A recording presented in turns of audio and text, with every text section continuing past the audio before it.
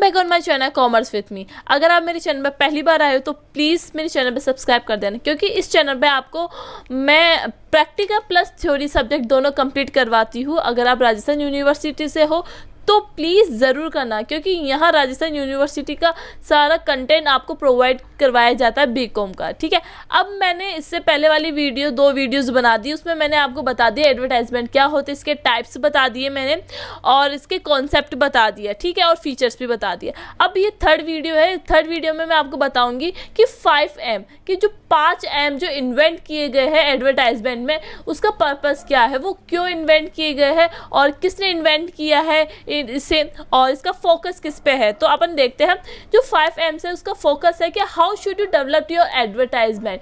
आप अपने एडवर्टाइजमेंट को किस तरीके से डेवलप कर सकते हो, इंक्रीज कर सकते हो, आप किस तरीके से आप सेल्स को इंक्रीज कर सकते हो आपके प्रोडक्ट की। तो ये कॉन्सेप्ट किसने दिया था, ये कॉन्सेप्ट दिया था फिलिप कॉटलर ने दिया था। ठीक है, और फिलिप कॉटलर क्या बोलते हैं कि an advertiser has to make decision on the 5M। जो एडवर्टाइजर है 5Ms के थ्रू क्या कर सकता है, डिसीजन ले सकता है। तो वो 5M है क्या।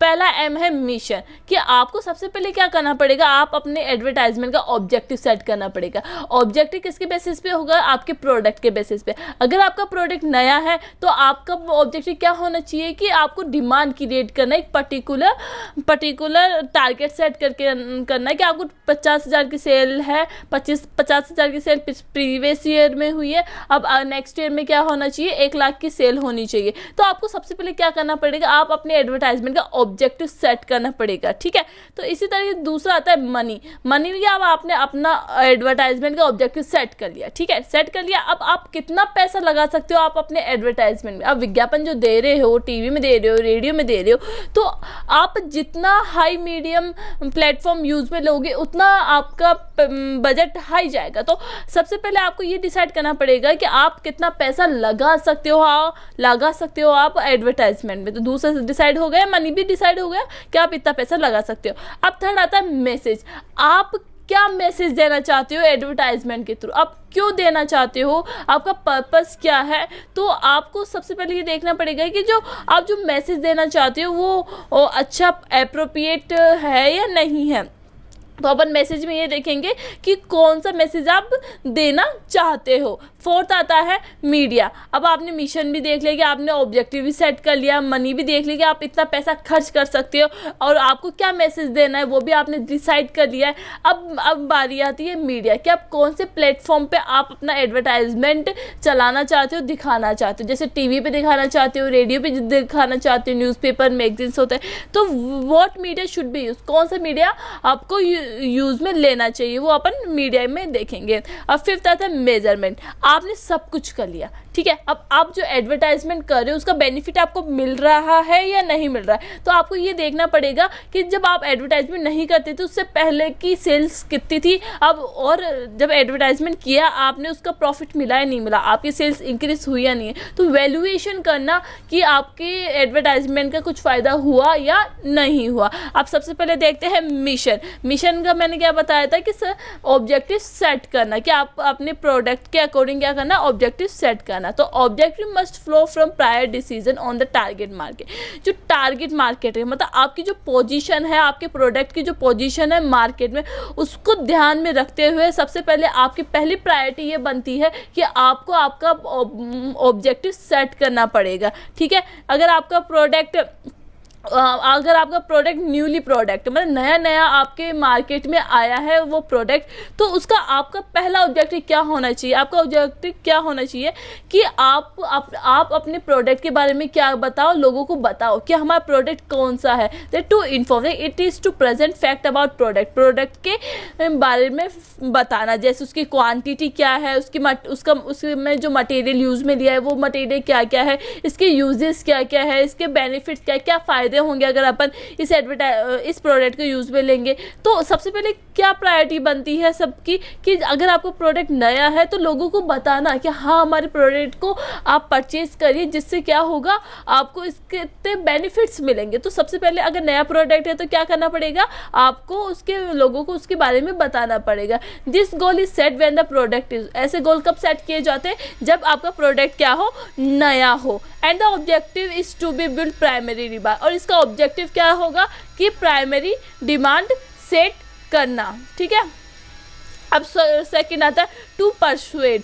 टू परसुएड का मतलब यहाँ है आपका प्रोडक्ट है, आपके प्रोडक्ट के बारे में सब जानते हैं, ठीक है। अगर आपके प्रोडक्ट में सब जानते हैं तो आप आपके एडवर्टाइजमेंट में ये नहीं दिखाओगे कि हमारा प्रोडक्ट इतनी क्वांटिटी का है, इतना क्वालिटी का है, नहीं।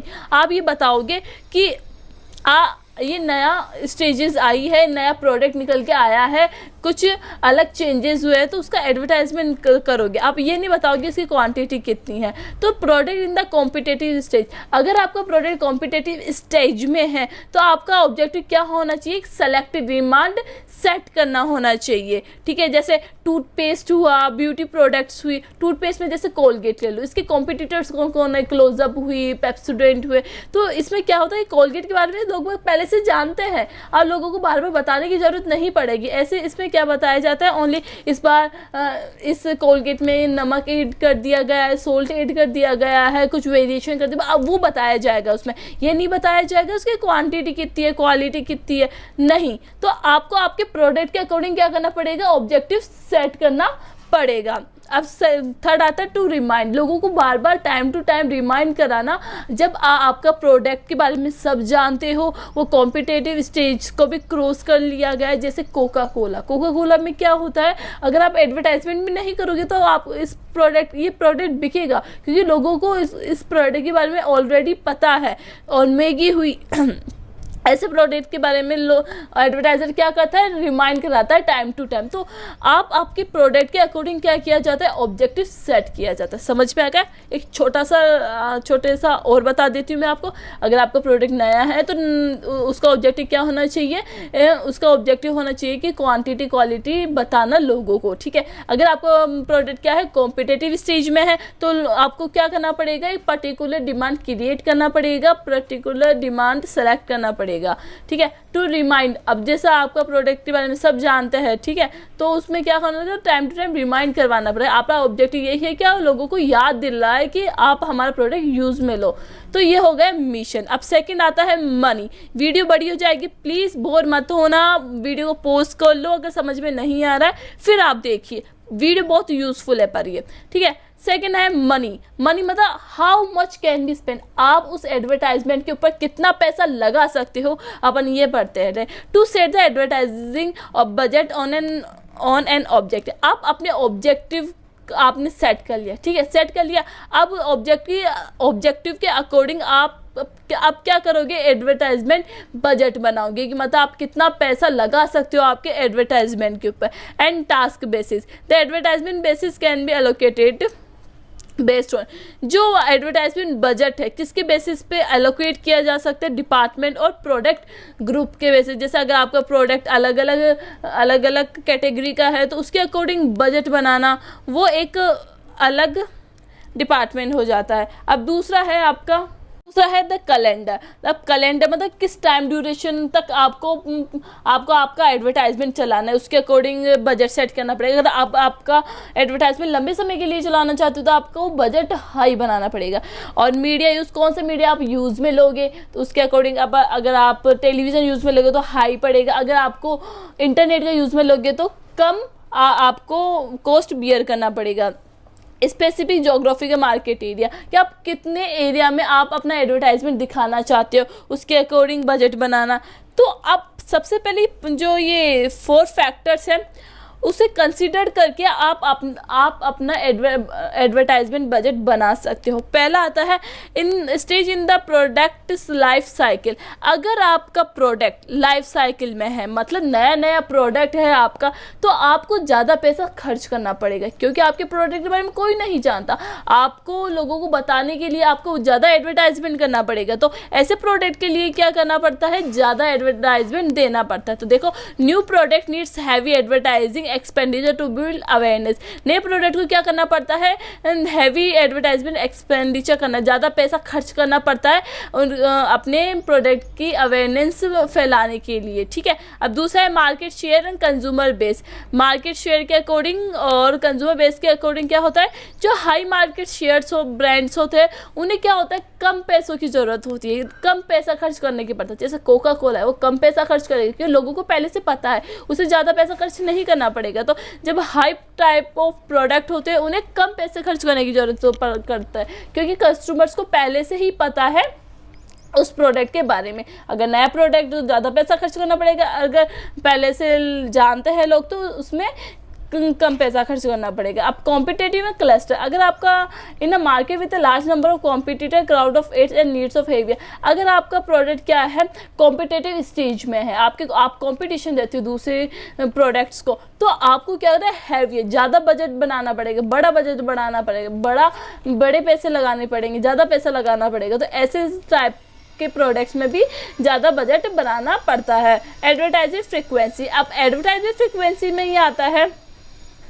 कि आप the more reputation of advertisement message will require more money, कि आप कितने फ्रिक्वेंसी में आप अपना एडवर्टाइजमेंट दिखाना चाहते हो। तो अगर आप ज़्यादा दिखाना चाहते हो तो ज़्यादा पैसे लगते हैं। तो मनी में यही है कि आप कितना पैसा लगा सकते हो। नया प्रोडक्ट है तो कम, नया प्रोडक्ट तो ज़्यादा पैसा लगेगा, और पुराना प्रोडक्ट है तो कम पैसा लगाना पड़ेगा। तो बस इसमें यही है कि आप कितना पैसा लगा सकते हो, उसके अकॉर्डिंग क्या करना, एडवर्टाइजमेंट बजट बनाना। अब थर्ड है मैसेज, है आपका मैसेज। आप अपने एडवर्टाइजमेंट में क्या मैसेज देना चाहते हो, आप क्या संदेश देना चाहते हो, क्यों कस्टमर आपका प्रोडक्ट यूज़ में लेगी। इसलिए ऐसा इस टाइप का मैसेज यूज़ में लो जिससे जो कस्टमर है वो अट्रैक्ट हो आपके प्रोडक्ट की तरफ और उसे बाय करे। तो हम देखते हैं मैसेज में क्या है। The message must communicate the brand distinct value in words and picture. जो मैसेज होता है वो क्या बताता है, किसी एक ब्रांड के प्रोडक्ट के बारे में बताता है, पिक्चर्स के थ्रू बताता है, वर्ड्स के थ्रू बताता है। The message must be creative. जो मैसेज है वो क्या होना चाहिए, क्रिएटिव होना चाहिए, अट्रैक्टिंग होना चाहिए, ठीक है। And message should be tested with target audience using the following question. अब इसमें ऐसे बोला है जो आप मैसेज देना चाहते हो, ठीक है, जो मैसेज आप देना चाहते हो उसको किस तरीके से सेट करें, मतलब आप अपने एडवर्टाइजमेंट में क्या मैसेज डालने से पहले आपको ऑडियंस से पूछना चाहिए, और वो क्या पूछना चाहिए वो देखते हैं। What is the main message you get from this message ad, मतलब अगर वो एडवर्टाइजमेंट देखते हैं तो उनसे क्वेरी करो, उनसे पूछो कि आपको इस ऐड से आपको क्या मैसेज मिला, आपने इस मैसेज से क्या सीखा, आपको ये एडवर्टाइजमेंट क्या बताना चाहता है, उनसे पूछो, ठीक है। अब दूसरा क्या पूछे उनसे कि what work well in the ad and what work well, इस एड में सबसे अच्छा क्या है, आपको सबसे अच्छा क्या लगा और सबसे खराब क्या लगा, ठीक है। और वेयर इस एड को आपने कहाँ देखा है, कहाँ आपका अटेंशन गया है इस एड को, और आपने कहाँ नोटिस किया है इस एड को, और ये आपका अटेंशन वाला ऐड है या नहीं है। मतलब इस टाइप के क्वेश्चन पूछकर आप अपने मैसेज को स्ट्रॉन्ग बना सकते हो, ठीक है। अगर आप उनसे पूछोगे कि हमारा ऐड कैसा था, तो वो अपना फीडबैक देंगे कि हाँ हमें ये अच्छा लगा, ये मुझे जो ख़राब लगा वो उसे ख़राब वाली चीज़ें बताएंगे, जिससे वो क्या करेंगे उसमें करेक्शंस करेंगे। तो इससे क्या, तो मैसेज आप जो पहुँचाना चाहते हो वो करेक्टली पहुँच जाएगा। फिर to develop a creative strategy and advertiser should go through 4 step, कि जो एडवर्टाइज़र होता है 4 स्टेप्स के थ्रू मैसेज को और स्ट्रॉन्ग बना सकता है। वो पहले 4 स्टेप्स कौन कौन से हैं? पहला है मैसेज जनरेशन, मैसेज को जनरेट करना, मैसेज को बनाना कैसे कर सकते हो। जो मैसेज आप एडवर्टाइजमेंट दिखाना चाहते हो वो किस तरीके का होना चाहिए, वो रेशनल होना चाहिए और इमोशनल होना चाहिए। जो इमोशनल एडवर्टाइज़र होता है ना, हमेशा देखा करो वो ज़्यादा चलते हैं, ठीक है। तो आपका एडवर्टाइजमेंट जो मैसेज है वो मैसेज इमोशनली होना चाहिए और रेशनल होना चाहिए, और आपको क्या करना चाहिए, कस्टमर से अपील करना चाहिए कि वो आपका प्रोडक्ट परचेज करे, ठीक है। उन्हें अपील करो कि प्लीज़, जैसे आता है ना, पहले इस्तेमाल करें फिर विश्वास करें, उसमें क्या किया गया है इस एडवर्टाइजमेंट, पहले कस्टमर से अपील करिए प्लीज़ आप हमारा प्रोडक्ट यूज़ में लीजिए, फिर आपके इसके बेनिफिट्स देखने को मिलेंगे। तो मतलब इससे आप अपील कर रहे हैं। तो मैसेज जब जनरेट करो ना तब रेशनल होना चाहिए और इमोशनली लोगों को अट्रैक्ट करने वाला होना चाहिए। तो ठीक, advertiser should first generate a theme, और एक थीम भी बनाना होना चाहिए कि मैसेज की थीम क्रिएट करनी होनी चाहिए। अब सेकंड आता है message valuation and selection.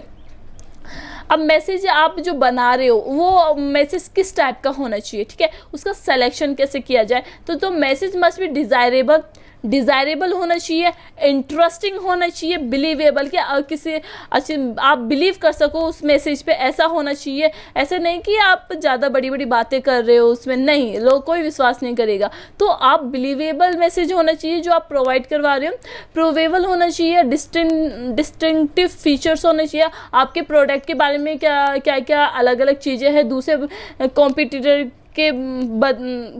Competitors के अकॉर्डिंग। तो आप अपने प्रोडक्ट के बारे में बताना और उनमें इंटरेस्ट क्रिएट करना। तो मैसेज हमेशा जब सेलेक्ट करो ना, तब क्या करना चाहिए, उसका इंटरेस्टिंग, डिज़ायरेबल और प्रूवेबल होना चाहिए और प्रोडक्ट के बारे में बताने वाला होना चाहिए। फोर्थ आता है मैसेज एग्जीक्यूशन। आप अपने मैसेज को कैसे एग्जीक्यूट करते हो, मतलब आप अपना मैसेज को किस टाइप से देते हो, ठीक है। अब देखो, message impact depend not only upon what is there. Message इस पर डिपेंड नहीं करता कि आप क्या बोल रहे हो, मतलब आप क्या बोल रहे हो मैसेज में, ये डिपेंड नहीं करता। सबसे ज़्यादा डिपेंड क्या करता है कि आप कैसे बोल रहे हो, ठीक है। जैसे आप अभी मैंने एक एग्जाम्पल लिया था, पहले इस्तेमाल करो फिर विश्वास करो। अगर मैं ऐसे बोल दूँ पहले इस्तेमाल करो फिर विश्वास करो, तो इसमें क्या होता है कि आपकी टोन चेंज हो गई और अब आप उसे पोलाइटली बोलोगे, पहले इस्तेमाल करो फिर विश्वास करो। तो इसमें क्या होता है, पोलाइटली आप लोगों को बता रहे हैं। तो आपको मैसेज में ऐसा होना चाहिए कि जो मैसेज है वो आप क्या बोल रहे हो उस पर डिपेंड नहीं होना चाहिए, आप कैसे बोल रहे हो। मतलब जैसे उसके हेडलाइंस अच्छी होनी चाहिए, उसके टोन्स, उनके वर्ड्स और उसका जो फॉर्मेट है एलिमेंट्स का उनका। तो इससे क्या होगा, आपकी गुड इमेज क्रिएट होगी और मैसेज भी अच्छा जाएगा, लोग तभी परचेज करेंगे आपका प्रोडक्ट। तो आपको इस पे किस पे फोकस करना है, आपकी टोन पे फोकस करना है कि किस टोन में आपको आपका मैसेज पहुंचाना है एडवर्टाइजमेंट में। Social responsibility review. अब सोशल रेस्पॉन्सिबिलिटी रिव्यू में इसमें क्या है, जो advertiser must make sure that the creative advertisement does not overlap. आप देखो इसमें क्या बोला गया है कि एडवर्टाइजर है जो एडवर्टाइजमेंट दे रहा है उसे ये मेक श्योर हो जाना चाहिए कि उसे श्योर होना जाना चाहिए कि जो वो एडवर्टाइजमेंट दे रहा है वो किसी को नुकसान तो नहीं पहुंचा रहा है, मतलब सोशल नॉर्म्स को, लीगल नॉर्म्स को लीगली इलीगल तो नहीं कर रहा है। जैसे अभी लेटेस्ट एग्जांपल में मैं आपको बताती हूँ, फेयर एंड लवली बहुत एड चलता था, अभी भी चलता है। तो किसी ने कंप्लेन कर दी थी कि ये फेयर नहीं करता, इसके नाम क्या है, फेयर लवली। तो फेयर नहीं करता ये किसी भी टोन को। तो इससे आगे केस हो गया था, ठीक है। केस होने के बाद फिर वो केस जीत गई वो लड़की, और उसके बाद फेयर एंड लवली को क्या करना पड़ा, अपना नाम चेंज करना पड़ा, ग्लो एंड लवली। तो इसमें क्या हुआ, सोशली नॉर्म्स को इफेक्ट किया कि लोगों को नुकसान पहुंचाया गया। तो ऐसे एडवर्टाइजमेंट में मैसेज किस टाइप का होना चाहिए, सोशल के फेवर में होना चाहिए, उसके अगेंस्ट नहीं होना चाहिए, लीगल रूल्स रेगुलेशंस को फॉलो करने वाला होना चाहिए, और लॉ दैट गवर्न एडवर्टाइज, और जितने भी लॉ बनाए गए हैं एडवर्टाइजमेंट के लिए उन सबको फॉलो करने वाला होना चाहिए, इलीगल नहीं होना चाहिए। अब फोर्थ आता है मीडिया। सबसे सिंपल है कि आप कौन सी मीडिया को यूज़ में लेना चाहते हो आपके कॉस्ट के अकॉर्डिंग। जैसे आपने बजट बनाया, आपने 50,000 का बजट बनाया, तो उस अकॉर्डिंग क्या करना है, आपको मीडिया सेलेक्ट करना है कि कौन से प्लेटफॉर्म पे आपको क्या करना है, एडवर्टाइजमेंट देना है। जैसे पहले कौन से एडवर्टाइजमेंट चलते थे, कहाँ चलते थे, पहले चलते थे न्यूज़पेपर्स में चलते थे, रेडियोज़ पे चलते थे, टेलीविजन्स पे, मैगजीन्स पे। ये कौन से मीडिया होता है, ये होते हैं क्लासिक मीडिया होते हैं। अब नया आया है न्यू मीडिया के नाम से, कौन कौन से एडवर्टाइजमेंट आजकल आपने देखा होगा, ईमेल्स पे एडवर्टाइजमेंट करते हैं, फैक्स पे एडवर्टाइजमेंट करते हैं, टेलीमार्केटर्स, इंटरनेट। ये क्या था, कम कॉस्ट पड़ती है इनकी, न्यू मीडिया की कम कॉस्ट पड़ती है, बल्कि जो क्लासिक मीडिया होती है उनकी कॉस्ट ज़्यादा आती है। तो इस मीडिया में क्या किया जाता है, सिलेक्शन किया जाता है कि आपको कौन से प्लेटफॉर्म पे आपका एडवर्टाइजमेंट चलाना है, ठीक है। The following factor must be consider in deciding on the media, कि जब आप मीडिया का सिलेक्शन करो तो किन फैक्टर्स का आपको ध्यान में रखना चाहिए। पहला है finding the most cost effective media to deliver the message. मतलब आपको क्या करना पड़ेगा, सबसे पहले फाइंड करना पड़ेगा कि आपके कॉस्ट के अकॉर्डिंग कौन सा मीडिया आपके लिए यूजफुल है, ठीक है, मैसेज डिलीवर करने के लिए। अब दूसरा है the relationship among reach frequency and, आप आपके किस फ्रिक्वेंसी तक आप आपका एडवर्टाइजमेंट मैसेज पहुंचाना चाहते हो, वो उसका बात का ध्यान रखना है। मीडिया टाइमिंग कि आपको किस टाइम पर आपको दिखाना है। ज्योग्राफिकल मीडिया एलोकेशन, कहाँ कौन कौन से एरियाज़ पे दिखाना है, राजस्थान में दिखाना है, गुजरात में दिखाना है, कहाँ कहाँ दिखाना है, उसके अकॉर्डिंग आपको मीडिया सेलेक्ट करना। Design number of explorer to the target audience कि आपको कितने ऑडियंस की ज़रूरत है, कितने आपको ऑडियंस चाहिए। अगर आपको कम ऑडियंस चाहिए तो आप छोटे लेवल पे आप मीडिया सेलेक्ट करोगे, जैसे न्यूज़पेपर्स हुए। अगर आपको लार्ज एरिया आपको सेलेक्ट करना है, वो टेलीविज़न पे करोगे। तो इसमें मीडिया में क्या होता है, सिलेक्शन किया जाता है। अब 5th पॉइंट है मेजरमेंट। अब मेजरमेंट में क्या किया जाता है, मेजर किया जाता है, परफॉर्मेंस को कंपेयर किया जाता है कि आप आपके एडवर्टाइजमेंट देने से पहले आपकी परफॉर्मेंस क्या थी आपके फर्म की, और आप एडवर्टाइजमेंट दिया है तो आपका परफॉर्मेंस क्या है, उसका फ़ायदा आपको मिला या नहीं मिला, ये सब कुछ अपन इसमें मेज़र करेंगे। ठीक है, 5th पॉइंट में क्या होता है, मेज़र करना कि आपके परफॉर्मेंस किस बेसिस पे इफेक्ट करी है। तो इसमें 2 मेथड्स होते हैं, 2 टाइप्स से अपन मेजर कर सकते हैं। पहला आता है कम्युनिकेशन इफेक्ट और दूसरा आता है सेल्स इफेक्ट। अब कम्युनिकेशन इफेक्ट में कुछ मेथड्स होते हैं जिससे आप पता कर सकते हो कि आप अपने एडवर्टाइजमेंट को किस मेथड से आपका एडवर्टाइजमेंट अच्छी तरह चल रहा है या नहीं चल रहा, उसका इफेक्ट आपके सेल्स पे पड़ा है या नहीं पड़ा है। तो वो मेथड्स होते हैं। पहला मेथड है डायरेक्ट रेटिंग मेथड, सेकंड है पोर्टफोलियो टेस्ट, थर्ड है लेबोरेटरी टेस्ट। इन मेथड्स को यूज़ में लेकर अपन इजीली कंपेयर कर सकते हैं आपके एडवर्टाइजमेंट की सक्सेस को और आपके सेल्स को। अब दूसरा आता है सेल्स इफेक्ट, इसमें आपकी सेल्स को कंपेयर किया जाता है। आई होप आपको वीडियो अच्छी लगी होगी। अगर अच्छी लगी है तो like, comment and share. Thank you for watching.